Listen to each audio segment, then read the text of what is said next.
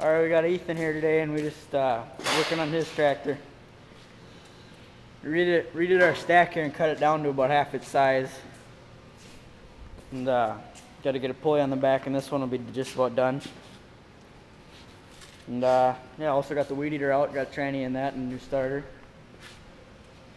But we got to get a battery for this, and this one will run. It'd be kind of cool to see how this sounds. Alright, we'll get a battery in this and be back in a second. Alright, we're going to try to fire Ethan's tractor up here again.